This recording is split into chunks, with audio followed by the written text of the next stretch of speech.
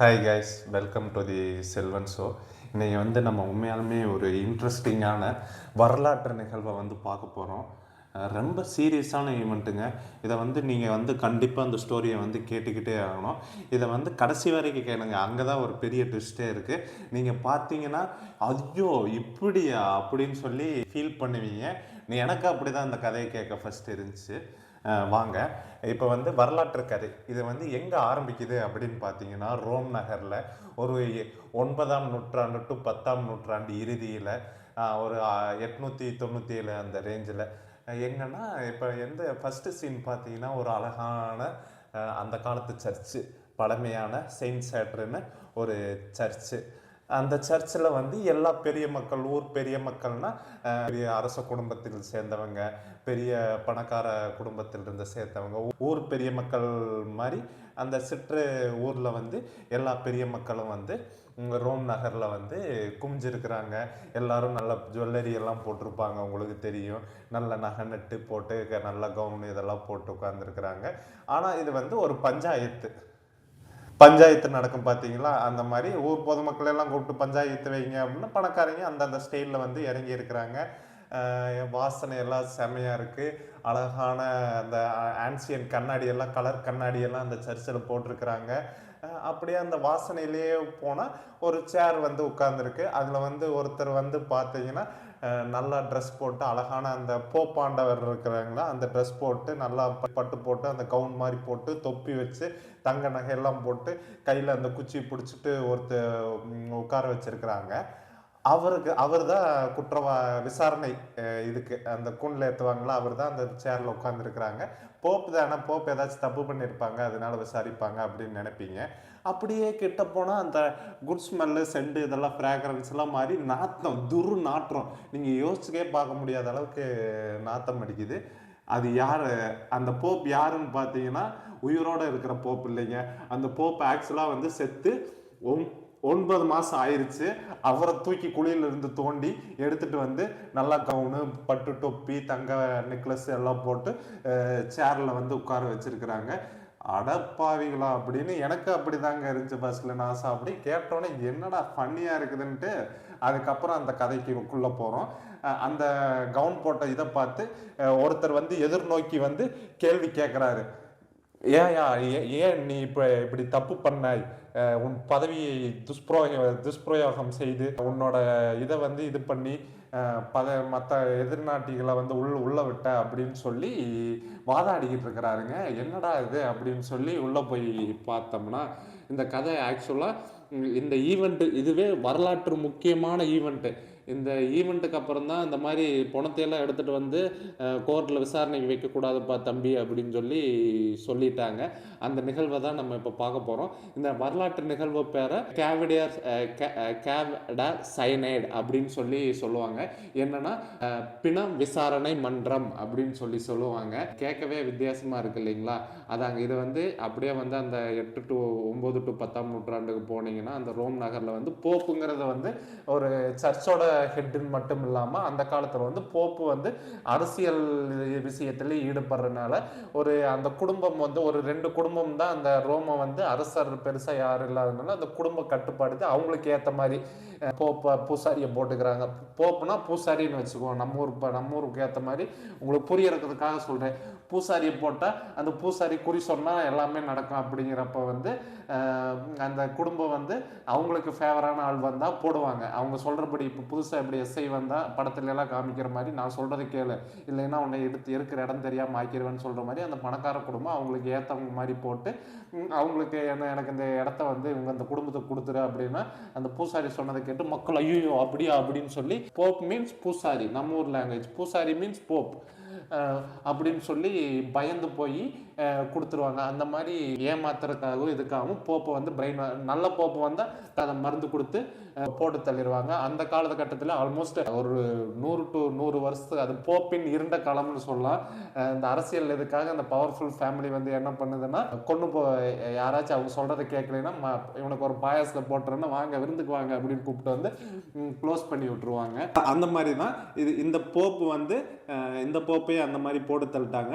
போட்டு தள்ளினதையும் தாங்க தாங்க முடியாமல் அடுத்து இருக்கிற போப்பு இந்த ஸ்டீஃபன் 6ன்னு சொல்லிட்டு அந்த போப்பு வந்து என்ன பண்ணுறாரு அப்படின்னு பார்த்தீங்கன்னா, இவரோட இவன் வந்து செத்தால் மட்டும் பார்த்தாது, இவனோட பேரவே அழிக்கணும், இவனோட வரலாற்றவே அழிக்கணும் அப்படின்னு சொல்லிட்டு, உனக்கு எங்கடா இங்கே சர்ச்சு வாசலில் வேலை அப்படின்ட்டு அவர் சமாதி பறித்து எடுத்துகிட்டு வந்து அவனுக்கு நான் நிறையா தப்பு பண்ணியிருக்கிறாரு, பதவியை துஷ்பிரயோகம் பண்ணியிருக்கிறாரு அப்படின்னு சொல்லி பறித்து தோண்டி எடுத்துகிட்டு வந்து அவருக்கு நல்லா கோர்ட்டுக்கு போகிறப்ப நல்லா புது சட்டை வேட்டி பேண்ட்டு கோர்ட்டு சுட்டுலாம் போட்டு போய் வழக்கு வாதாடுறாங்க. அந்த மாதிரி ஆஜராகிறவங்களும் அந்த மாதிரி வருவாங்க. இவர் போட்டு எல்லாம் போட்டு உட்கார வச்சிருக்கிறாங்க. எல்லா மக்களையும் கூப்பிட்டு இவனை வந்து இந்த செத்து போன போப்பை அசிங்கப்படுத்தணும், இவன் இருக்கிற இடமே இது தெரியலாம ஆக்கணும் அப்படின்னு அந்த புதுசாக வந்த போப்புக்கு ஆசை. அந்த போப்பு வந்து அப்போ வந்து மக்கள் வந்து இந்த ஃபேமிலி மேலே அந்த போப்பு வந்து நல்லது தான் பண்ண நினச்சார் மக்களுக்கு. ஆனால் வந்து அதுவே கடைசியில் வந்து அந்த போப்புக்கு வந்து பேக் ஃபயர் ஆயிடுச்சு. நெக்ஸ்ட் வந்து பார்த்தீங்கன்னா அந்த போப் ஆக்சுவலாக யாருன்னு பார்த்தீங்கன்னா உண்மையாலுமே வேற நாட்டு போப்பாக இருந்து படிப்படியாக மாறி வர்றப்ப இங்கே மாறி வந்தப்போ இந்த மாதிரி இந்த குடும்பம் வந்து துஷ்பிரயோகம் பண்ணுறதை வந்து தெரிஞ்சு பக்கத்து நாட்டு அரசர்கிட்ட இருந்து உதவி கேட்டு இந்த குடும்பத்தை வந்து ரோம்ல இருந்து விரட்டுறாரு. விரட்டினோடனே அந்த அரசருக்கு வந்து பக்கவாதம் வந்து இழுத்துக்கிட்டு விழுந்து செத்துறாரு. அப்போ வந்து படையை வந்து அங்கே இடத்துல பிடிச்சதை வந்து ஹோல்டு பண்ணி நிறுத்த முடியல. அப்போ வந்து அவங்க பின்வாங்க வர்ற நேரத்தில் வந்து போப்பை விட்டுட்டு அவங்க எங்களால் இதை ஹோல்டு பண்ண முடியல, நாங்கள் உங்கள் விடுதலை விட்டு கிளம்புறோம் அப்படின்னு கிளம்பினோடனே இந்த ஃபேமஸ் ஃபேமிலி, அந்த ஃபேமிலி பேர் இருண்ட காலம் ஸ்பொலோடியோ குடும்பம், அந்த குடும்பம் வந்து மறுபடியும் உள்ளே வந்துட்டு ஏன்டா எங்களவே விரட்ட பார்க்குறியா, உன்னை பூசாரி வேலைக்கு வந்தால் பூசாரி வேலையை மட்டும் பாரு அப்படின்னு சொல்லிட்டு பாய்சனை கொடுத்து போடுறாங்க. அதுக்கப்புறம் வந்து அவனுங்க அந்த குடும்பத்துக்கு சாதகமான போப்பை போடுறாங்க. இவன் வந்து நம்ம நாட்டோட அமைதியவே சீர்குலைக்க ஆரம்பிச்சிட்டான் அப்படின்னு சொல்லி மக்கள்லாம் அவன் பக்கம் போயிட்டாங்க. இப்போ செத்து போனவருன்னு அவனுக்கு இன்னும் கடவுளாக கும்பிட்றாங்க, நம்ம மதிப்பு கொஞ்சம் இறங்கிருச்சு. அப்போ வந்து இவனை வந்து நீதிமன்றத்துக்கு கூட்டிகிட்டு வந்து இந்த மாதிரி இவன் பேரும் மானத்தை எல்லாம் வாங்கி விட்டு இவனை இருக்கிற இடம் இல்லாமல் இவனை தூக்கி போடணும் அப்படின்னு பிளான் பண்ணிட்டு இந்த மாதிரி கூட்டிகிட்டு வந்துட்டாங்க. கூட்டிகிட்டு வந்து விசாரணைக்கு யாருன்னா ஒரு சிறுவண்டு பையனை, இப்போ பூசாரிக்கு வந்து அசிஸ்டன்ட் இருப்பாங்க இல்லைங்களா, அவன் தான் போப்பு சார்பில் வந்து வாதாடுறது. இவன் கேட்கறதுக்கெல்லாம் குட்டி பூசாரி வந்து நடுங்கிக்கிட்டே உட்காந்துருக்கிறான். அந்த உதவியாளர், போப்பின் உதவியாளர் வந்து நடுங்கி எனக்கு எது தெரியாதுங்க சாமி, ஏன்னா இவன் வந்து ஆப்போசிட்டாக எடுத்து பேசினா இவனை போட்டு தள்ளிடுவாங்க, எனக்கு எடுத்து தெரியாது சாமி அப்படின்னு சொல்லி விட்டுட்டு கடைசியில் வந்து இந்த போப்பை வந்து நிரபராதி அப்படின்னு வந்து அந்த புது போப்பு ஸ்டீஃபன் 6 வந்து நிரூபிக்கிறாரு.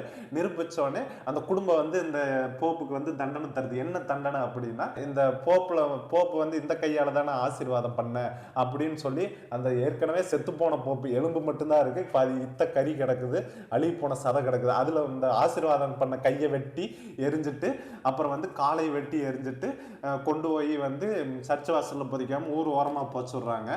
அப்பவும் அந்த ஸ்டீஃபன் 6க்கு வந்து மனசு அடங்கவே இல்லை. ஏன்டா எங்கள் ஃபேமிலியே வெளியே அது அனுப்புறியா, இப்போ பார்த்தீங்கன்னா நாங்களே வந்து போப்பா வந்துட்டோம் அப்படின்னு சொல்லி அடங்காமல் அந்த உடம்பையும் நைட்டோ தோண்டி போய் ஒரு கடலில் ஆற்றுல வந்து ட்ரிபிரிஸ் ஆற்றுல வந்து தூக்கி போட்டு கேடவியர் டிபர் ரிவரில் வந்து தூக்கி போட்டுறாரு.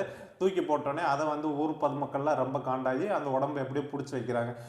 ஊர் பொதுமக்கள்லாம் இதை பார்த்து அதிர்ந்துட்டாங்க. என்னடா அது, ஒரு பூசாரிக்கே இந்த நிலைமை, ஒரு போப்பாண்டவருக்கே, பூசாரின்னா நான் தலைமை பூசாரி, ரொம்ப சீப்பாக நினச்சிடாதீங்க, யாரையும் புண்படுத்துகிற அளவுக்கு பேசலை. அந்த காலத்தில் நடந்தது வந்து இது வந்து ஒரு கற்பனை, ஆனால் ரியலில் நடந்த கற்பனை. அவங்களுக்கு புரியறதுக்காக எளிமையான மொழியில் சொல்கிறேன். அந்த என்னடா அப்படின்னு சொல்லிட்டு பூசாரிக்கே இந்த நிலைமைனா நம்மளெல்லாம் இன்னும் கொஞ்சம் நாளத்தில் எதிர்த்து பேசினா நம்மளே போட்டு தள்ளிடுவாங்களா, நம்மளே ஜெயிலில் போட்டுருவாங்களா யாரையாச்சும் எதிர்த்து பேசினா அப்படின்னு சொல்லிட்டு என்ன பண்ணுறாங்க அப்படின்னா மக்கள்லாம் புரட்சி பண்ணி அப்படியே புரட்சி பெருசாகி இந்த குடும்பத்தை எல்லாம் உள்ள வந்து இப்போ ஸ்ரீலங்காவிலையெல்லாம் ஒரு அளவுக்கு மேலே இன்ஃப்ளேஷன் போய் நாட்டில் கடன் வாங்கிட்டு தலைவர்கள் ஓடிடுவாங்க. பார்லிமெண்ட்டை எல்லாம் மக்கள் போய் இது பண்ணுவாங்க, சூறையாடுவாங்க. ஆப்கானிஸ்தான் நடந்துச்சு, ஸ்ரீலங்கா நடந்துச்சு. அந்த மாதிரி மக்கள் எல்லாத்தையும் அந்த ஃபேமிலியெல்லாம் அடித்து வரட்டி இந்த போப்பையும் பிடிச்சி அடித்து கொண்டு போடுறாங்க. அதுக்கப்புறம் வந்து இதை வந்து முக்கியமான பெரிய அரசர் வந்து இந்த பிரச்சனையை வந்து சால்வ் பண்ணிக்கிறாங்க. இதை வந்து குறுநகரத்துக்குள்ளே நடக்கிறது மேட்ரு. இந்த மாதிரி வந்து இது பண்ணது தப்பு, இது இந்த மாதிரி எல்லாம் பண்ணக்கூடாது அப்படின்னு சொல்லி அந்த போப்பை வந்து மறுபடியும் அந்த உடம்பை வந்து மீட்டி இன்னொரு போப்பு வர்றாரு. அதுக்கப்புறம் அந்த போப்பு வந்து நல்ல போப்பு அந்த உடம்பை வந்து மீட்டெடுத்து இங்கே வந்து கொண்டாந்து வச்சிடுறாங்க. கொண்டாந்து மறுபடியும் அந்த அந்தஸ்து கொடுத்து நல்ல இடத்துல வந்து சர்ச் வாசலில் வந்து புதைச்சி வைக்கிறாங்க. அந்த புரட்சி வந்து முடிஞ்சு அதுக்கப்புறம் இன்னொரு போப்பு வர்றாரு. இந்த தீர்ப்பு வந்து செல்லாது அப்படின்னு அந்த நீதிமன்றமே பொய்யான நீதிமன்றம், ஊழல் நடந்துருச்சு அப்படின்னு சொல்லி அந்த தீர்ப்பவே அந்த போப்பு வந்து எந்த தப்பு பண்ணல, அந்த மாதிரி நடக்கல, அது மத தலைவர் அவரை வந்து அப்படி பண்ணக்கூடாது, அது ரொம்ப தப்பு, அந்த வழக்கு செல்லாது, இது வந்து ரத்து அப்படின்னு சொன்னதும் இல்லாமல் இனிமேல் வந்து இந்த மாதிரி எந்த இதுவுமே பண்ணக்கூடாது, இறந்து போனவங்களை வந்து தோண்டிட்டு வந்து அவங்கள விசாரிக்கிறதோ எக்ஸாமின் பண்ணலாம், ஆனால் அந்த கோர்ட்டில் வச்சு இந்த ட்ராமாவெல்லாம் பண்ணக்கூடாது அப்படின்னு சொல்லி அன்றையோட வந்து இந்த தீர்ப்பை வந்து க்ளோஸ் பண்ணிட்டாங்க. அன்றையிலேருந்து இன்ற வரைக்கும் யாருமே இறந்து போனவங்களை வந்து தூக்கிட்டு வந்து இந்த மாதிரி பண்ணிட்டாங்கன்னு இறந்து போனவங்களுக்கு வந்து தண்டனை கொடுக்கறதில்ல. அவரை கையை வெட்டி ஆற்றுல தூக்கி எறிஞ்சது தான் லாஸ்ட் தண்டனை. கழுத்தை வெட்டி தலையை உடச்சி கையை வெட்டி தூக்கி போட்டது தான். அந்த மாதிரி இறந்த பணத்துக்கே தண்டனை கொடுக்கறத எங்கேயாச்சும் கேள்விப்பட்டிருக்கிறீங்களா? ஆனால் அப்போ வந்து பைத்தியக்காரத்தனத்தின் உச்சம் அதுன்னு சொல்லலாம். ஏன்னு பார்த்தீங்கன்னா அவர் புகழ் பேர் எதுவுமே இருக்கக்கூடாது. அந்த புகழ் பேர் இப்போ செத்தாலும் இப்போ பெரிய அரசியல் தலைவர்களே இருக்கிறாங்க. எக்ஸாம்பிள் பெரிய அரசியல் தலைவர்களே இருக்கிறாங்க. இந்த இடத்துல புதைக்க மக்கள் கூடுற இடத்துல வந்து பிதைக்கிறாங்க. அவங்க வந்து ஒரு கடவுளாக கும்பிடணும் அப்படின்னு சொல்லி அவங்க பெருமை அப்படி இருக்குது. அந்த பெருமையும் சீர்குலைக்கணும், வரலாற்று வந்து ஒன்று எண்ணமே இருக்கக்கூடாது அப்படின்னு சொல்லி எண்ணத்தெல்லாம் அந்த குடும்பம் பண்ணுது. ஆனால் அந்த குடும்பம் பண்ணால் மக்கள் வந்து அவங்கள ஏற்றுக்குவாங்கன்னு நினச்சாங்க. ஆனால் மக்கள் வந்து அந்த இறந்து போனவருக்கு இந்த நிலைமையா, நமக்கு என்ன நிலைமைன்னு பயந்து அது அவங்களுக்கு ஆப்போசிட்டாக போய் அது சங்காகி போச்சு. இப்போ வந்து அதுக்கப்புறம் வந்து இங்கே இந்தியாவிலே பார்த்தீங்கன்னா இறந்து ஆல்ரெடி வந்து இதாகிட்டோன்னா அந்த கேஸ் வந்து ஆல்மோஸ்ட் க்ளோஸ் பண்ணிடுவாங்க, எல்லா முக்கிய குற்றவாளிகள் இதாகிடுச்சுன்ட்டு. அதனால வந்து இதில் வந்து எப்படின்னா ஓவர் தலக்கணத்துலேயே ஆடக்கூடாது, நான் தான் பெரிய ஆளுன்னு ஆடக்கூடாது. ரொம்ப மக்கள் அரசர் வந்து ரொம்ப நம்ம செய்கிறதெல்லாம் மக்கள் ஏற்றுக்குவாங்க, நமக்கு ஏற்ற மாதிரி ஆளை போட்டு நமக்கு ஏற்ற மாதிரி பண்ண வச்சிடலாம்.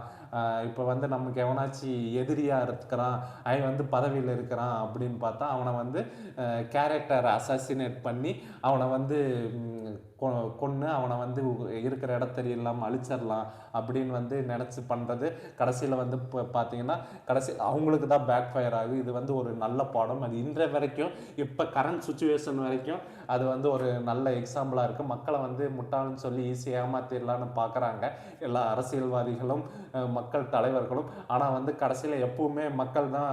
இப்போ டெமோக்ராட்டிக் கண்ட்ரி சைனாவில் வந்து அது கொஞ்சம் கஷ்டம். சைனா, ரஷ்யா அந்த மாதிரி அவங்க லீடரே நல்லா தான் பண்ணியிருக்கிறாங்க ஆல்ரெடி.